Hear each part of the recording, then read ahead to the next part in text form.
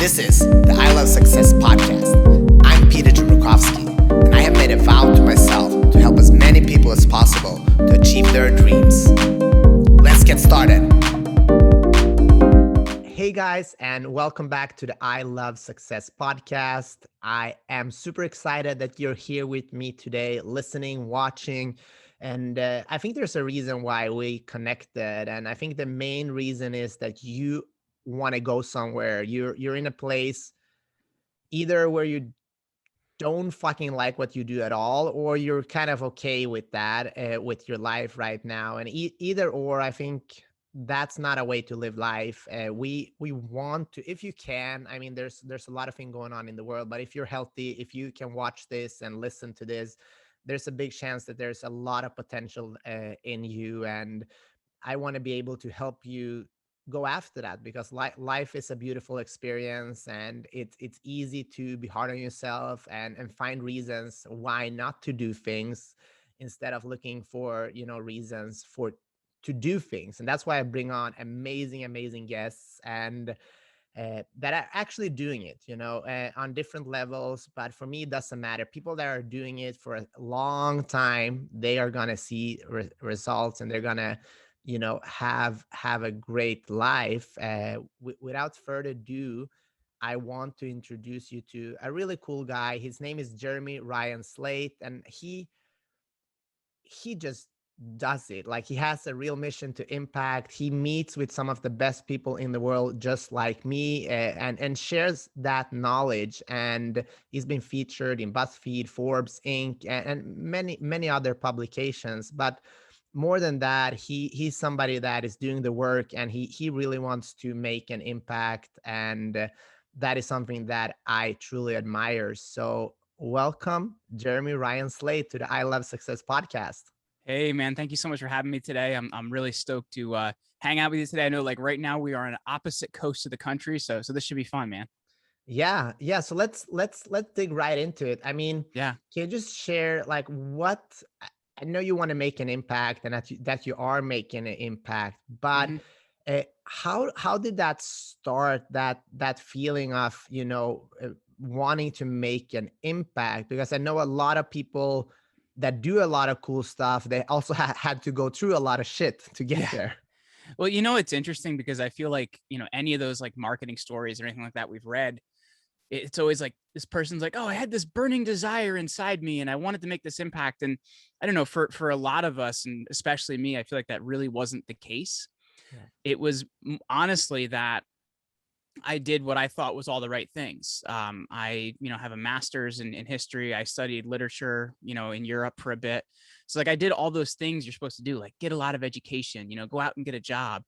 And I just wasn't very happy doing it. I actually ended up out of grad school. I ended up actually working full time. Well, two modified full-time positions. I was working painting houses during the day, like 7 a.m. to 5.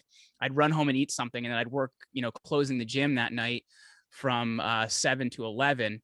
And lucky enough, my manager let me also like work out there while I was working, or like I wouldn't be able to do that either because I'm a big fitness buff. So like that's what I was doing like right after getting out of grad school, which to me is wild because you spend all this time, you get all this education, you talk about your degrees and things like that, and just I wasn't very happy in that situation. So I actually ended up teaching in private school because I didn't have a teaching degree, because my plan was to teach college, and I applied to one school and I didn't get in for a PhD program. So I'm a master's without a PhD track, which doesn't mean you're qualified to do a heck of a lot of things. So I actually ended up teaching in private school, and kind of wild because it's interestingly enough, I was just cleaning out files and I found some of my pay stubs from like back when I used to do that. And like, I literally used to make, if I broke $1,000 for 2 weeks of work, that was a lot of money. So I was making very little money working 80, 100 hours a week. And I just was not very happy doing it. I didn't have great classroom management skills. Like I wasn't really prepared for this position I was in. So I was doing that for about 2 years.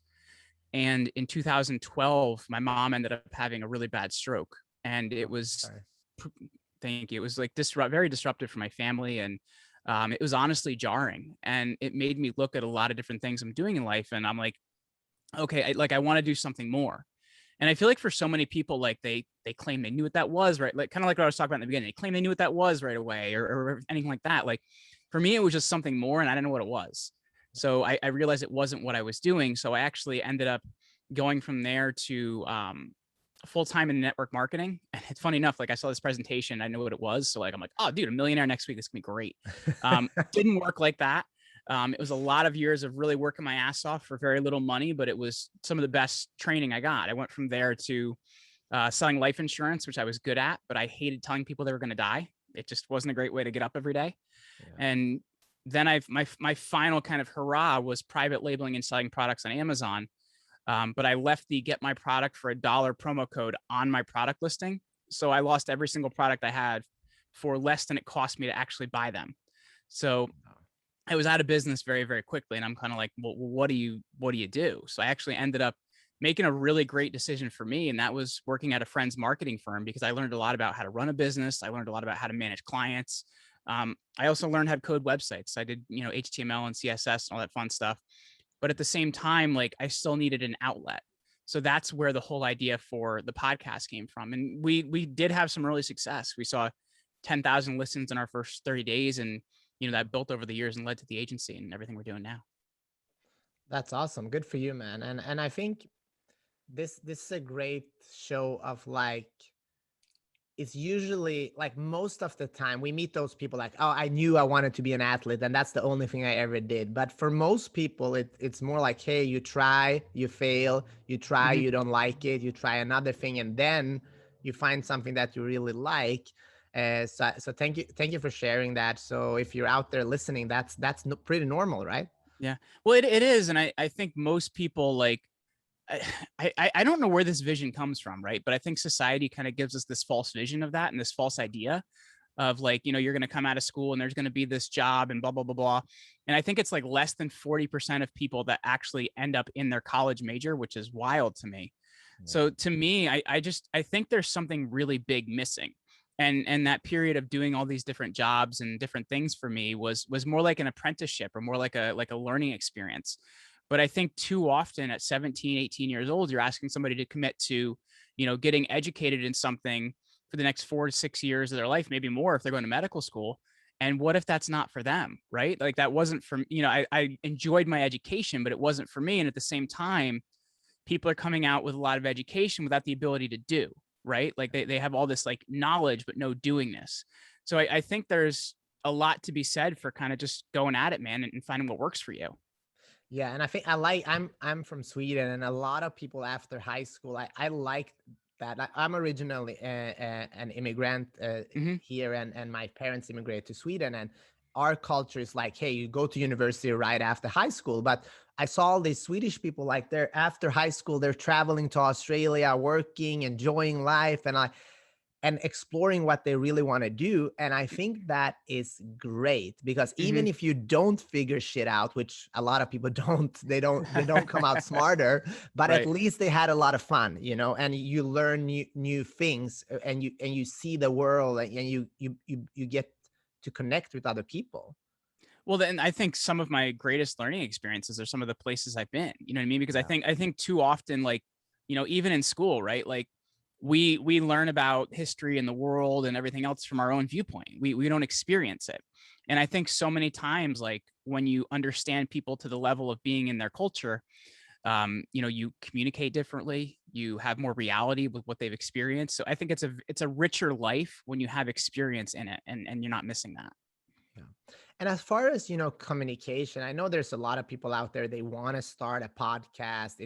It's huge. Podcasting has just become huge. But there's afraid of, the communication skills and how to do all these things. How was that for you? Like, can you just walk us through the decision to start a podcast? Yeah. And I want to preface it this way too, because like I said, like I have a master's degree and all this stuff. So like I was a really highly academic writer, and I started a podcast purely because I didn't write words in English that people could understand. You know what I mean? Like I had to learn how to write. It took me all those years to learn how to write copy that like communicates to people. Yeah. So like I started a podcast because I wasn't like, I was a good writer in academic terms, but not in terms that like, hey, read this, understand it, and tell me what it's about. Like it's weird because that's not how we're taught in school. So like I started a podcast because of that. And honestly, like I talked about, getting into network marketing is kind of that first experience for me. I had never spoken in front of people before. Yeah. Like, and it kind of shows like in my teaching, and even my first presentation, network marketing, I had 180 slides, man. I had 180 slides because I didn't know what to do if people didn't have a picture to look at. So for me, like I want people to understand, like I didn't have these crazy communication skills going into this.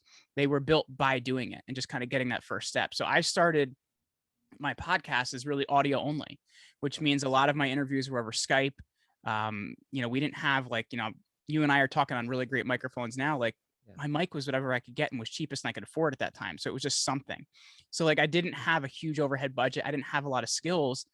I just tried to get better at doing it. And that was one of the things that I really tried to focus on becoming better at being an interviewer was I looked at people that I admire that are good at it. So one of the people I really looked at and admire a lot, rest in peace, is Larry King.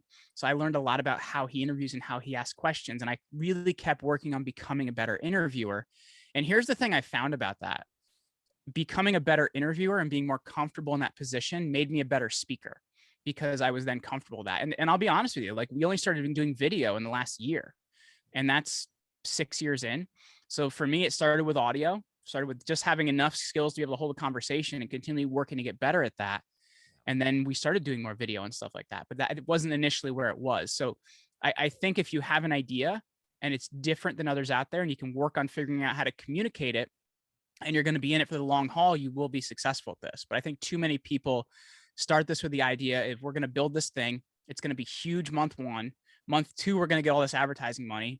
Month 3, I'm going to retire from the rest of my life.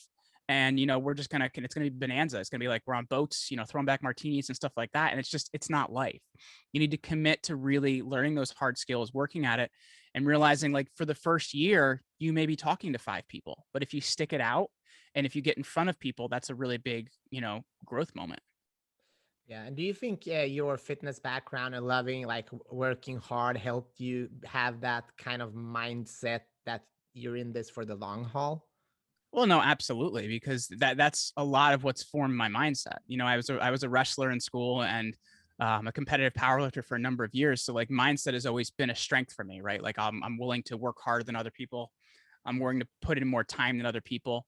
And I think when you do that and you're okay with like not getting a reward right now, because I'll tell you what, man, like, yes, I have good genetics and that's helped me in fitness, but at the same time, I've always followed a model called linear progression. And what that means is if I can get 5 pounds stronger next week and I can force that over the next 5 years, that's how I went from, not being able to bench a bar to benching over 400 pounds. But it was a little bit at a time over years. And if you can commit to something like that in those small changes, you will see some amazing growth in your life. Yeah, I think that's something that I've seen in my life. Being an athlete has helped me Yes. tremendously because we are used to doing the work without knowing if we ever going to get the reward. But I think what we are also seeing as athletes, we see the reward every time after training because you feel so good. Mm-hmm. And I think people should try to emulate that in other areas of their life. If you do the work, reward yourself and feel good. Don't always focus on like the big picture millionaire thing that is Yes. going to come, but you gotta like I ran this morning with a friend. It feels fucking amazing. I didn't win a competition or anything, but it was just a reward just doing it. Well, I think there's like 2 levels of that too, right? Like you have kind of your person that when they're first starting, I mentioned like being willing to get 5 pounds stronger every week, and you have to be okay with that in the beginning. But you're also going to get to a certain point, and that's why I think fitness really, as an example, coincides really well with this, right? Yeah. You get to a certain point where you physically maxed out your body, right? Yeah. So anything you get out of it is a pound, a tenth of a second if you're running, like all these different things. So like you get to a certain point where you're pushing for growth, but then you're pushing for just that little edge that you can find here or there. So there's also different levels of that mindset depending on where you're at in your journey. Yeah, no, I like that. And one thing that I always try to recommend to people if they're starting something new is to also add fitness and some type of workout into their schedule because it's gonna make them better at what they do. Mm-hmm. I'm a big believer with like first thing in the day. Does that kind of fit with your idea on it? Because I'm like, if I can get Yeah. that win first thing in the day that I got the workout in, like Things after that are slightly easier, like I'm not going to conquer the world, but at least got that in first. I'm curious what your philosophy is on it. I agree with you. I do that. I try to work out every morning. It's a little bit harder, and when you lift heavy, those days I try to do it in the afternoon. Uh, Yes. but I prefer, like, a lot of times, because I my schedule is sometimes pretty booked, and I know if I don't do it in the morning, there's a chance, even though I'm very disciplined, there is a chance that I It, won't do it. it ain't going to happen later in the day, man. It Yeah. definitely isn't. And I think people don't understand that. Like, it's not Hmm. always about discipline. A lot of people say, yeah, it's easy for you. You're so disciplined. I think it's more that I prioritize doing it in the morning before I get distracted more than the actual discipline. Well, I think at the same time though, like to those people, I would say like, hey, you don't start disciplined, man. I have a 2.5-year-old, and I have Oh, nice. Congrats. almost, thank you, almost 4-week old, Oh, and wow. and That's so like, amazing. the 4-week old, she cries a lot, man, and I'm sure Yeah. we all did as a baby. You know what I mean? So it's like we don't start disciplined, man. You got to start somewhere. You get disciplined by committing to one thing at a time, to a time, to a time. Yeah. And there's small steps, but when you've done a bunch of small steps, you get something done. And I think that's the difference. Yeah. And I think also people that are seeing results, they get energy. So I'm curious to know from your perspective, like output, uh, a lot of output that is high quality. Like, how do Mhm. you do that? Because I see you're launching 3 shows a week now, right? Yes. Plus you're doing all this other shit, and then you know getting guests, releasing it. Like, I want to do more, to be honest Hmm. with you. I do one a week. Last year with COVID, I did two a week for about 2 or 3 months, but it was difficult for me. So maybe you can talk to that. And for people that are, there's people that go to the gym once every 3 weeks. Doesn't matter how great you work out, even if you're there for 8 hours, you're not going to see the results. So Hmm. maybe you can talk to, how do you find the energy to have output for and do that consistently? Well, at the same time, like I'm trying to figure out how the best way to say this, right? Like Yeah. my dad would always say, like, don't commit to something if you're going to half-ass it. You know what I mean? Like if you're going to work out once every 3 weeks, then why the hell are you doing it in the first place? You know what I mean? So like, you got to figure out, like, why am I doing what I'm doing? So I think that's really, really important. And the other thing is realizing consistency is going to get you anything, but also realizing you can't do it all yourself, right? And in fitness, you kind of have to do it all yourself. But in the in building a podcast or a business, like, you can't do it all yourself because you're going to burn out. And then you're also going to find that you can only do such good quality when you're doing it yourself, right? Because you're spread in all these different directions. And when I first started the show, we were 5 days a week. Honestly, for the first 90 days, we were 5 days a week. And here's what I found: interview quality started to suck. The shows we were putting together started to suck. So like, we went down to 3 days a week, and that's kind of been the magic number for the last 4 years. But the thing that's different is in year two, so we're talking back in 2016, I started building a editing team, because that's a really big deal. And I'm not a big believer in outsourcing, so we did it in house. Yep. But we built an editing team here, and that was a really big deal. I looked at my process for how I book guests, and I have a really specific way that I'm able to get in touch with celebrities and people like that. So I've taught my internal team how to do that, and they handle booking for me. Because if you're doing all those things, you're not going to be able to do all of them well, right? You're only going to be able to do what you like the most, or what you have the most time for, well.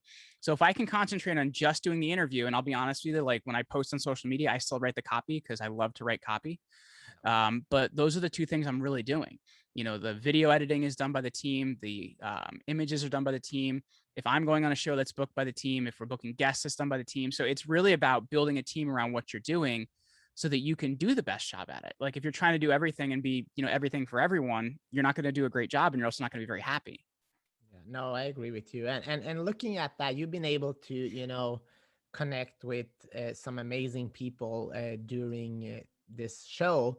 Do you want to share some tactics that you use that could be helpful for people that are starting businesses, that want to leverage their game by being seen with people that are on a different level right now? Well, honestly, in the beginning, I just kind of pulled that out of my ass, because like, I didn't have I didn't have any interviews done. So like, you Yeah. got to kind of like make it work. But I find too often people talk a lot about numbers.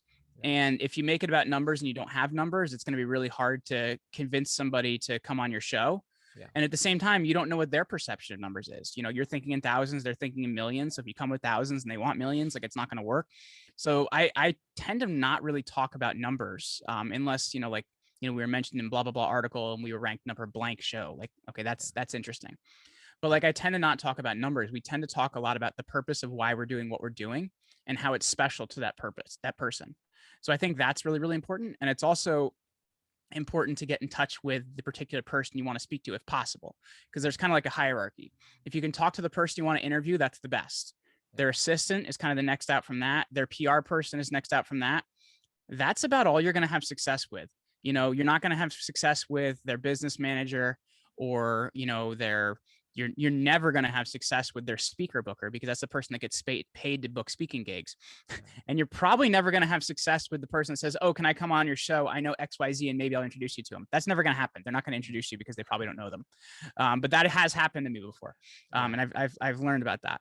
So it's really about understanding the hierarchy and also understanding the purpose. And at the same time, like, one of the most simple things, man, is follow-up. Like, I've run a spreadsheet since day one back in 2015, where we have every guest that I want to reach out to, the last date they were reached out to, who reached out to them, and what was said. And then we follow up with them either every 30 to 60 days, and we find out what they're looking for. So that's been the way we've booked, like Dave Asprey took 4 years to book on the show. Or we had Jonathan Goldsmith on the show not too long ago. He's also the most interesting man in the world from the Dos Equis commercials. That took 5 years to do. So like, a lot of the follow-up is what people aren't willing to do, and realize that people, if somebody is not doing an interview with you now, it's not that they don't want to do it. It's that when people do media, they do it for a reason. And if they're not pushing something, if they don't have a new book coming out or something, there's no reason for them to do it. So it's continually following up with people over time. Yeah, I like that. And what media, like email, Instagram, like what how do you try to connect with people? So it depends. I find email was really successful. I did have some success by cold calling offices too. And that only worked a couple of times, and it does take a lot more work. And man, the discouragement from that it can be hard. But I've also found that athletes, if they're under 40, and famous people that are under 40, you can have a lot of success if you have a decent sized Instagram following, getting in touch with them on Instagram. So like, I've gotten a lot of football players that way, baseball players that way, influencers. So I've had a lot of success with Instagram DMs, and really just with a plain text message. I tried sending out videos, and it didn't really put me over the top. So plain text messages has been pretty successful there. Awesome. Yeah. And I think you're right with the follow-up. I mean, it was the same thing for me with Dave Asprey. I had him for my 200th episode. Oh, cool. Congratulations. 40, yeah, thanks. And so I was targeting him and Tom Bilyeu for my 200th episode. And I did that for such a long time. And then for Dave, I was like, he didn't respond to my email. So every day when I went to Bulletproof here in Santa Monica, I recorded a video on Instagram and sent to him, here, I'm here again. I did my workout, drinking your coffee. Would love to have you on the show. And then finally he responded, which was cool. And the same happened with Tom Bilyeu. So if you look at my show, 200 is Dave Asprey and 201 is Tom Bilyeu. Oh, that's very well done, man. I think it's all in the follow-up and being friendly, persistent. I think you're focusing on the right things and being like, hey, this is what we're about. Because people that have done the journey, for them, it's not always about the numbers. They'll do things if they feel that it vibes with them, right? So I think you're right. And I'll say part of that. I'll say part of that too is like, I think a lot of people, number one, they just won't try, right? So they won't try. But the other thing is too, they get a no and they don't know what to do with that.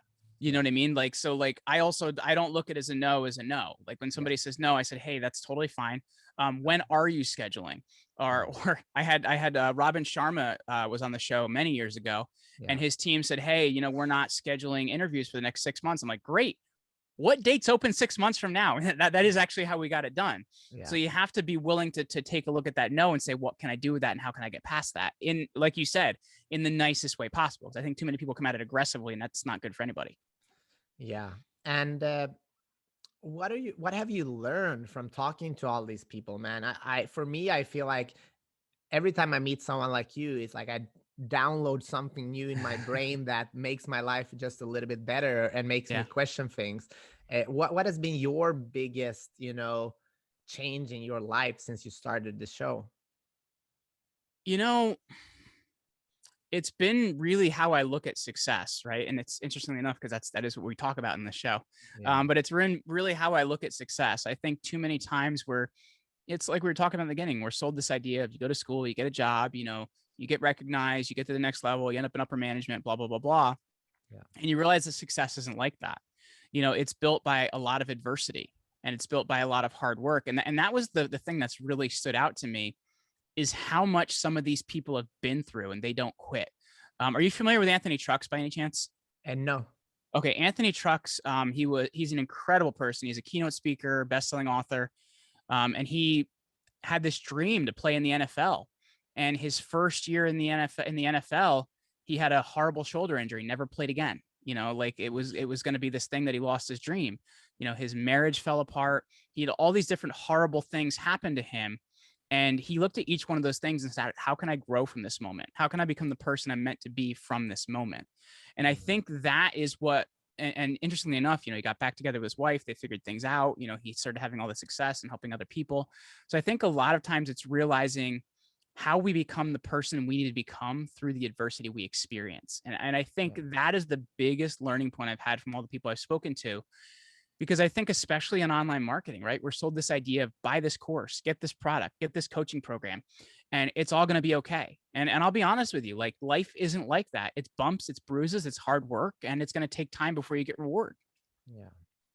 And I'm curious when it comes to like success, because that's what I'm studying as well. Like, what is your definition of success? To me, it's having enough of resources and money and things like that to be able to spend more time with the people that matter the most to me, and also spend my time doing things that matter for me. Because I think so many times we're forced to go to a job, we are forced to put in more hours, we're forced to do this, forced to do that. And when you can really create something that gives you choice and the ability to flow energy where you want to flow energy, that's what success really looks like, man. Like, and that, I know it's ambiguous, but we all kind of have our own different definition of it, and where we're at it. I don't think it's a place you arrive and you're like, all right, I have arrived at success and man, the view is great from here. It's not like that at all. It's once you realize you can start creating things for yourself so that you can help yourself and others, I think that's a really big deal. Yeah, no, I like it. And looking at happiness, what do you think, is happiness and success aligned, or are they two different things? I think they can be aligned, but I don't think they have to be, right? Yeah. Because, I know some people that are extremely happy, but I wouldn't look at them as successful, but they've found, happiness in their life. To me, like a lot of my happiness is driven by, what I'm able to create. Do I enjoy creating it? Am I helping others doing it? And if those things align for me, and if enough areas of my life align, you find happiness. But there's a lot of people that you could look at as quote unquote successful, but their marriage is falling apart, or they've always wanted to have children and they can't, or like so I think there's happiness and success can be aligned, but they don't necessarily have to be. But I think oftentimes we're taught they are. Yeah, and I think that in we look a lot of people look at success as performance, right? If you Mm-hmm. perform in X given field, you are successful. But I think it's much more than that. Just like you said, like it's about having the means and the time to do things that actually makes you happy. Yeah. And going back to your life, like fought, you did everything you were supposed to do, but still it wasn't enough. And I know a Yeah. lot of people feel that way. What do you want to say to people that are in that position now? Like they've done everything right, but they're still not fulfilled, and they're not happy. Well, I honestly would take a look at what is your purpose, right? And I think so many people don't really look at that. But what would you do whether you're making money or not? There's a player that he's retired many years ago now, but he retired at the peak of his career as an NFL player, Ricky Williams, Yeah. and he had the rushing title. He was the #1 running back in the league and blah, blah, blah. But the guy was miserable because he didn't define himself by football and it really wasn't fulfilling him. So you have to take a look at how does your purpose and what you're doing align so that you can get enjoyment and general happiness out of that. But I think too often we're taught to look at either, your purpose or what you're doing. But if those two things don't align, you're going to be miserable, man. I look at what I'm doing, and like having a podcast doesn't necessarily fix my purpose or put me in the right position, but communicating with people does, and doing interviews does. So you have to see how your purpose and what you're doing align. Like if they don't, then you're not going to be very happy. Yeah, no, I like that. And one thing that I also have seen is that things change during your life. Life comes in Yeah. seasons. So what makes you happy right now, it's maybe not going to be your purpose further down the road. And we see this with athletes. I know you had a lot of athletes on your show, Yeah. and you're an athlete yourself. So maybe you can talk a little bit about, like, how do we know when to quit something? Because we see I would say most successful athletes might do it a little bit too long because there's so much money involved. There's the thing, what am I gonna do after? And we see that in life for many people Mm-hmm. as well, but it's very clear in the professional athlete industry. Well, they're the only people that die twice, right? Like when they Yeah. retire and also, at the end of their life. And I had spoken to former Chicago Bear Des Clark on this. Yeah. And I think too often, like we tie our identity to, in this case, football. If I'm not a football player, what am I? Or if I'm not, this business owner, what am I? And when you tie your identity to that and that ends, that's a very difficult thing. So I think it's less about money and it's more about like, if this ends here, that life is over for me. And who am I? What am I? And I think you have to realize not to tie your identity to things. So Des is very successful in the money management world and insurance world and things like that now. And he said that, football was my way to get the things I wanted and to create opportunities, but it never was my identity. And I think too often when you tie your identity and your self-worth to what you're doing, once that's gone, whether it's a business, whether it's, the sport you're playing or whatever, you're in trouble. Like you look at somebody like Elon Musk, he's successfully running many businesses at the same time. He doesn't identify himself as any one of those. And I think when you look at hyper successful people, that's why they are, because they don't identify themselves with what they're doing. They look at their purpose and how it aligns with what they're doing, and they're happy doing that. But when you identify yourself with a purpose or what you're doing and that ends, it's like dying, man. It really is. Yeah, and I think the whole thing about purpose, I think finding your why and having a purpose, I think that's a lot of people have a hard time relating to that Mm-hmm. because we're looking at this big ideas and we're meeting Yeah. these incredible people, but a lot of people listen to this show. This show is are regular people that have a hard time relating to that. Like, Mm-hmm. what can you say, or do you have any advice for them? Like, hey, this all sounds great, but I don't have a huge why or a huge Yeah. purpose. Well, I think one of the problems is like how people are told you find that, like, the skies open up, the seraphim and cherubim start playing trumpets, and your purpose. Like, that's not life, dude. Like you find your purpose by doing things and seeing what you like and don't like and what it really aligns for you. So to people listening, I would say start something on the side that you enjoy. Start something on the side that you like. I honestly, and I don't know, maybe you have a different belief system on this, but like I believe that you should always start a business alongside something else you're doing. And the reason I say that is when you need to decide of having a long-term vision with something and you need to eat this week, you're going to make some really bad decisions. So I really look at it as starting what you're doing alongside what you're already doing. And it gives you some time to decide, okay, this isn't working for me. This doesn't align with who I am. This doesn't allow me to have the outlet I want, or this doesn't have the legs I want it to have. So to me, it's starting something alongside what you're already doing and finding out what aligns for you, and realizing like, hey, if I need to do this to eat next week, maybe we should reconsider what I'm doing. Yeah, that is such an interesting conversation because I recently listened to a podcast with George St. Pierre, and that's one of my dream guests to have on my show.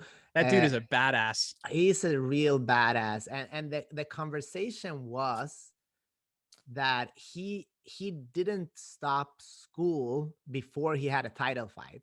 So Mm, his idea was like, hey, don't just quit everything to go after your dream, because it you might not always make the best decisions when you're hungry, just like you said. yeah. But there's another way, like if you look at Think and Grow Rich, like burn all bridges, like Hmm. if you only have one way, you will succeed. And I haven't decided what I think is the better route. Yeah. uh, I, d- I don't know are you, what do you I think? I'm not a big believer in the burn bridges, burn boats approach. I'm just Yeah, not. Because I agree with Georges St. Pierre. That's really having a long-term vision, which is a beautiful thing. Like he's realizing, okay, like if this fighting thing doesn't go work out, I have an education. And yeah, I think that is the way to really look at things. But now the problem you can find with that is it's easy to become lazy doing that. So yeah, you also have to align for yourself, what are those markers of success? Like, what is the thing that means you're going someplace? And he did title fight. If I got a title yeah, fight, I know this is going someplace. But I find too often people start something on the side with no barometer on what success is. So you get lazy, life happens, whatever it is, and you don't keep going with it. So you have to define what those success metrics are for you. Like for me, um, once my money I was creating from the podcast or from the company equaled what I was already doing, or was a little less than what I was already doing, like because it's not ever going to be perfect, that's when I was ready to move on. And that's when I moved on, because I could no longer give full attention to both things. My yeah, attention is, your attention is really valuable, right? So, it wasn't paying all the bills, but it was paying enough of them. And then you kind of figure it out from there. But for me, that's what my metric was. When I could make my monthly nut off of what I was doing, that's when it was time to move. So you have to put out that metric, yeah. or you're just going to ambiguously keep doing this thing that may go nowhere and you can get lazy. Yeah, I think that's what the problem is, and why I think a lot of people are not succeeding when they have a side gig, because Mm-hmm. they don't have enough, I don't know, motivation or discipline to get shit done. uh Yeah. So and they I try to do mean, it from fear, man. They're like, all right, let me scare the shit out of myself and then maybe I'll do this.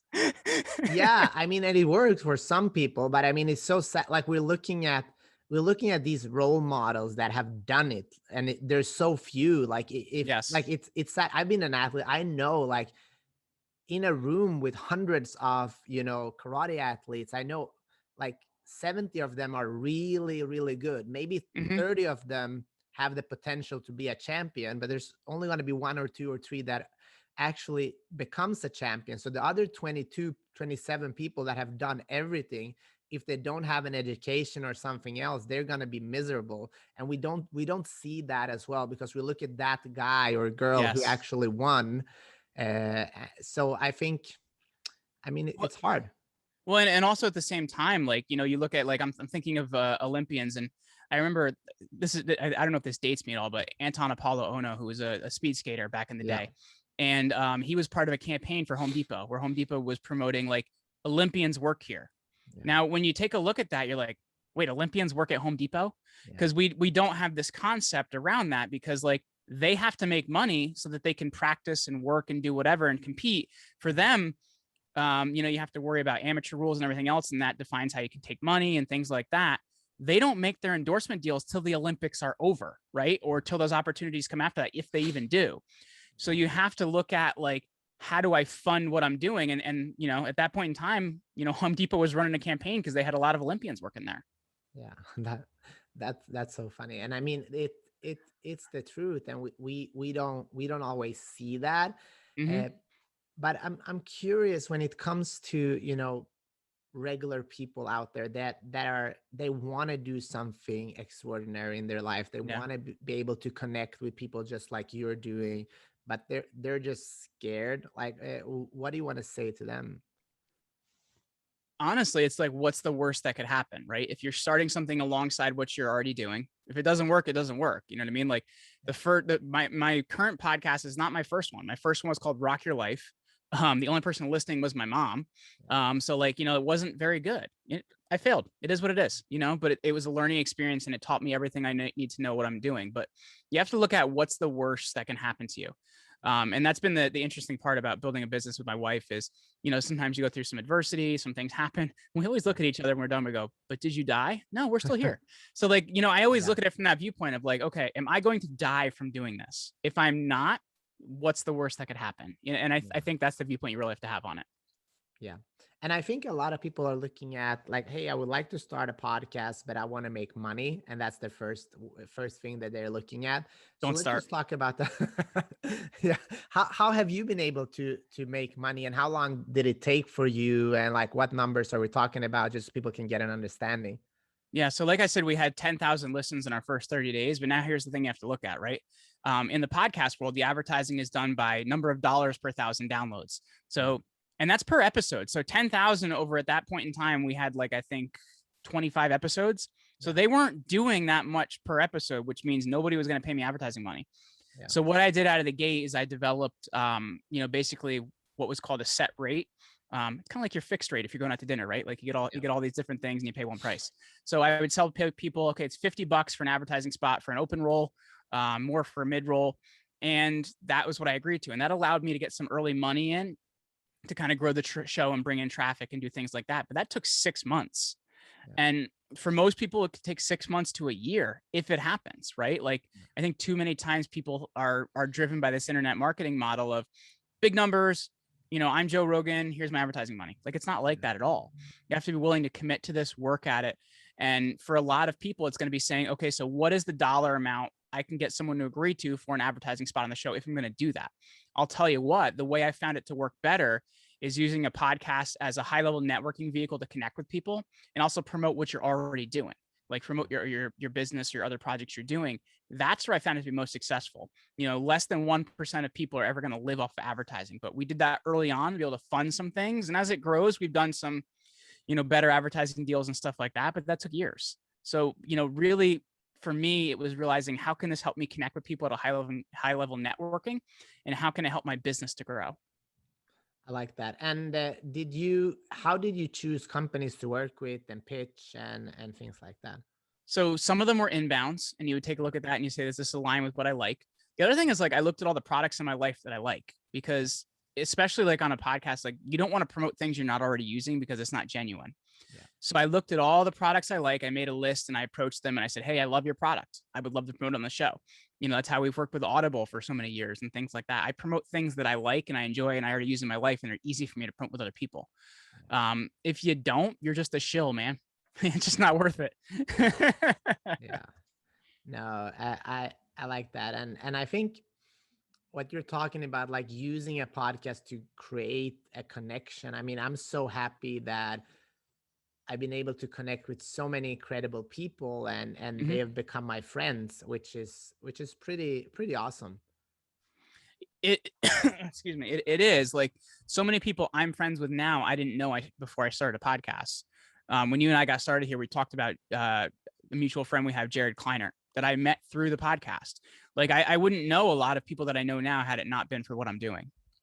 Yeah. And in your life, like where do you see yourself going? Like what's really important to you, and why are you doing the things you do? For me initially, and it's funny because you talk about like definitions of success, like changing your life. Yeah. It started with just like I wasn't happy doing what I was doing and I was looking for a way out. Now with a wife and 2 kids and 2 dogs and a pig, I look at how can I create a better life for my family and how can I spend more time with my family. Yeah. So I think that's how the definition has changed over the years, is how can I create more for my family? How can I make a better life for my family? And that's really the thing that drives me and the thing that, gets me up every day.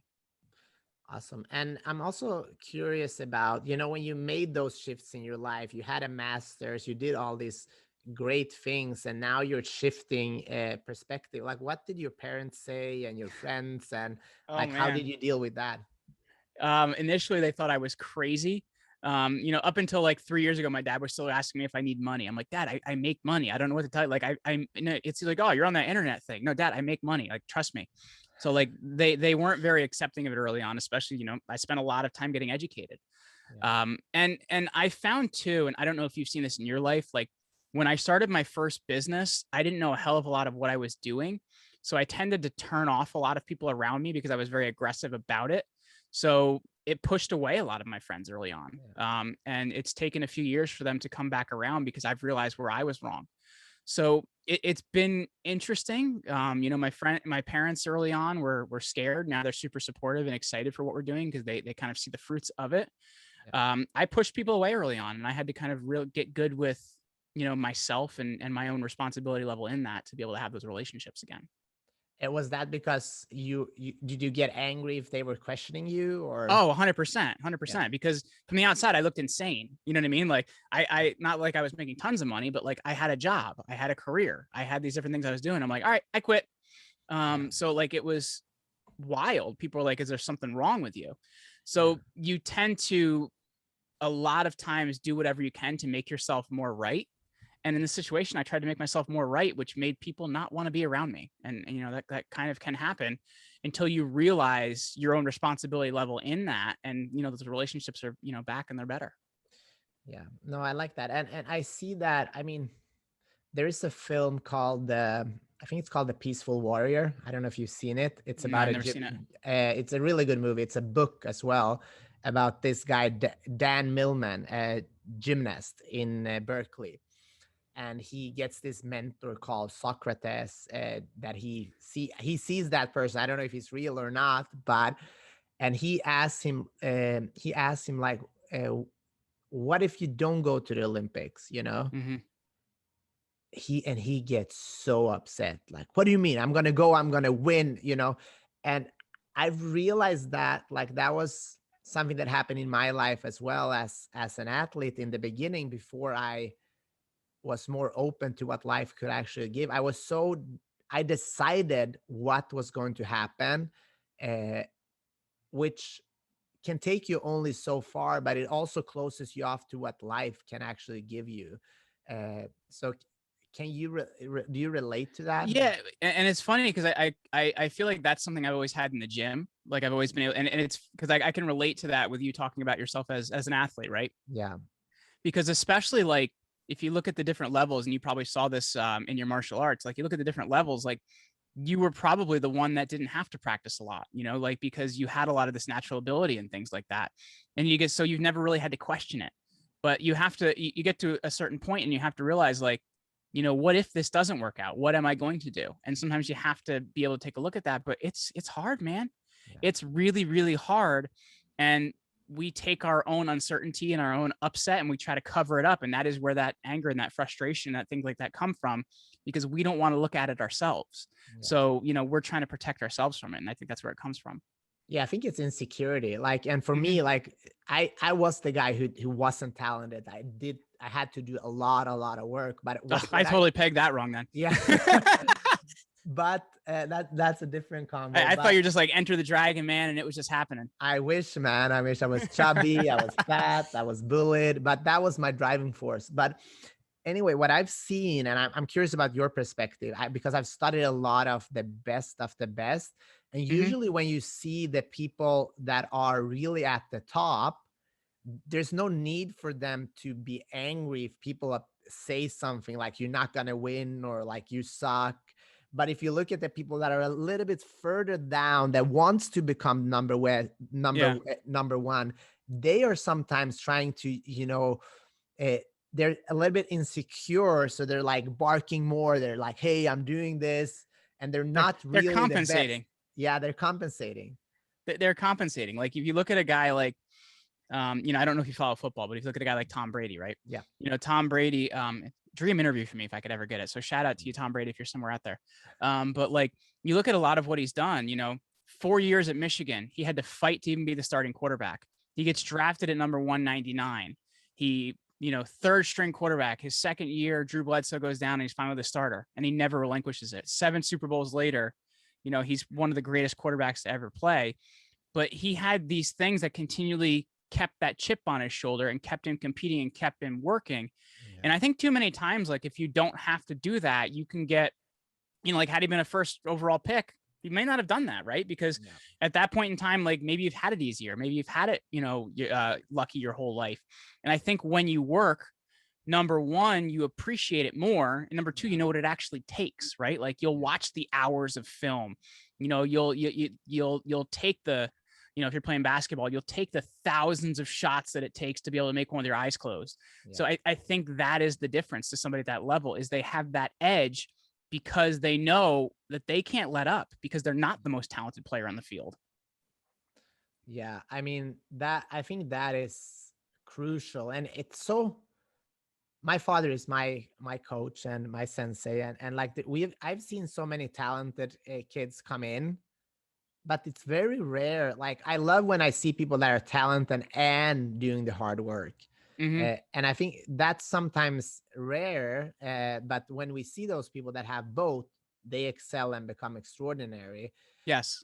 Uh, I have one final question to you, Jeremy, and that is, I've had a great time. First of all, Yeah, I've really enjoyed this, man. yeah, this super fun, and I can tell that like you have so much knowledge from not only, I mean, all the guests you have met, but I don't want to take anything away from you, because your life has also been super cool. So for people listening, they want to get a little bit closer to the dreams and the goals, but they're kind of stuck right now. What Yeah. would you recommend is the first thing they can do right after this show? Well, I would honestly, I would tell them one thing, because you know what, they're listening to you. So number one, they're intelligent, but I would say number two, like how many of your episodes have they listened to and not done anything at the end? Yeah. So I would say to start listening to what you're telling people, because they have a great resource in you. Yeah. Start listening to what you're telling people and start taking an action on at least one piece of what you're hearing in an episode. Like you don't have to do everything, but take action on one piece of what you're hearing in an episode, and they'll start to see some success in their life. Like they have you as a resource. They need to start taking action on it. Yeah, I like that. And I think that we can get caught up in like watching 100 motivational YouTube videos, but Yeah. and it's almost like, sometimes when I was younger, I always saw these guys, they were not that good looking, but they just went over to the hottest girl, started talking to her, and all of a sudden they're hooking up. And I've been planning and thinking, and like, no, it's like you got to take action, guys. Yes. And girls That's too. confidence, man. That's what it looks like, right? Like that's Yeah. confidence. So if people want to connect with you, Jeremy, what's the best way? So they can check me out over at jeremyryanslate.com. They can check out the podcast and anything else we're doing over there. If they want to check out the business side of things, that's over at commandyourbrand.com. Awesome. Thanks so much, Jeremy. And thank you everybody for listening to this show. I have a big fat mission. I want to help at least 10 million people. I can't do that myself. So if you like this show, go into YouTube, subscribe on iTunes, give us a review, tell us what you liked about this show, and specifically the things that Jeremy said. I would truly appreciate that. We're creating a tribe here, and I need your help. This content is all free. That doesn't mean you should just throw it away. It's actually very, very valuable. I wish you should actually send me a $100 bill or something at least. So you know what they need to do? This is what they need to do. This is super valuable to you too, is they need to go on Apple Podcasts. They need to find this podcast, and they need to subscribe, rate, and review this podcast, because that's going to get you in front of more people. So they should definitely do that and help you out. Yeah. Thank you so much, guys. And thank you, Jeremy, and talk to you next week.